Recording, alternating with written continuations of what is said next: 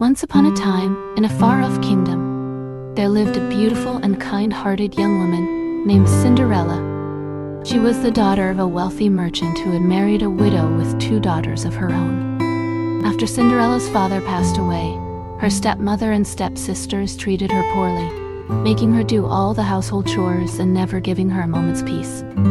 Despite their cruelty, Cinderella remained a sweet and gentle soul, always looking for ways to make her family's life easier. She would often go out of her way to help those in need, whether it was a mouse in the walls or a bird outside the window. Her kindness and compassion earned her the love and respect of all the animals in the kingdom, who would often gather around her as she worked. One day, the king invited all the eligible maidens in the kingdom to a grand ball in hopes of finding his son, Prince Charming, a suitable bride.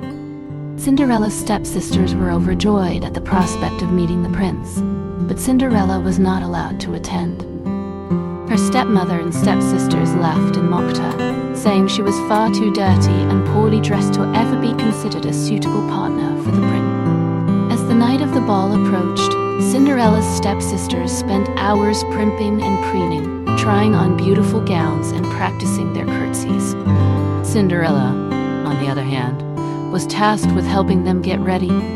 Just as Cinderella was finishing up her chores, her fairy godmother appeared in a burst of sparkles and magic. With a wave of her wand, she transformed a pumpkin from the garden into a magnificent golden carriage, complete with plush seats and delicate golden filigree. She turned mice into horses, a rat into a coachman, and a lizard into a footman. Cinderella was amazed and grateful as her fairy godmother helped her into a stunning blue gown, complete with delicate glass slippers. As Cinderella arrived at the ball, she was the belle of the evening. Prince Charming was immediately smitten, and the 2 of them danced the night away, laughing and talking like they had known each other for years. Cinderella was enchanted by the prince's kindness and sense of humor, and he was captivated by her intelligence and compassion. But as the clock struck midnight, Cinderella remembered that she had to leave before the magic wore off.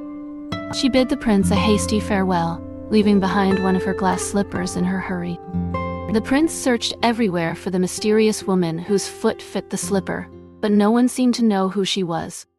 The next day, the prince went from door to door, trying the glass slipper on every maiden's foot in the kingdom. When he arrived at Cinderella's house, her stepsisters tried to fit into the slipper, but it was too small for them. Cinderella, who had been watching from the sidelines, was finally allowed to try on the slipper.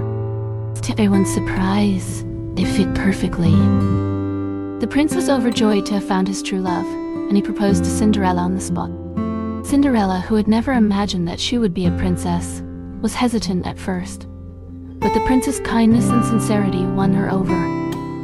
As they prepared for their wedding, Cinderella's stepsisters and stepmother were amazed at the change in her. She was no longer the timid, obedient girl they had known, but a confident and compassionate leader, loved by all who knew her.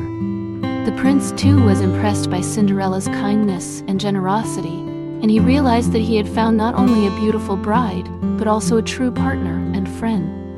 As they exchanged their vows and were pronounced husband and wife, Cinderella and the prince knew that they would face many challenges in their future together.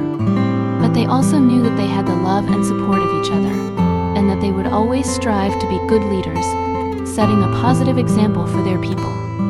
Years went by, and Cinderella and the prince ruled the kingdom with kindness and wisdom. They were loved by their people, who prospered under their care. Cinderella never forgot her humble beginnings, and always looked for ways to help those in need. She became a beloved figure in the kingdom, known for her compassion and generosity. And as for the moral of the story, it is clear that Cinderella's kindness and compassion made her a true leader, loved by all who knew her. She proved that being a good leader is not about power or wealth, but about setting a positive example and inspiring others to do the same. By being true to herself and treating others with kindness and respect, Cinderella became a beloved princess, and her legacy lived on for generations to come. The story of Cinderella teaches us that leadership is not just about giving orders or wielding power, but about inspiring others and setting a positive example. It reminds us that kindness, compassion, generosity are essential qualities for any leader, and that by cultivating these qualities, we can make a real difference in the world. In the end, Cinderella's story shows us that true leadership is not about personal gain or recognition, but about serving others and making the world a better place. By following Cinderella's example, we can all become better leaders and make a positive impact on those around us.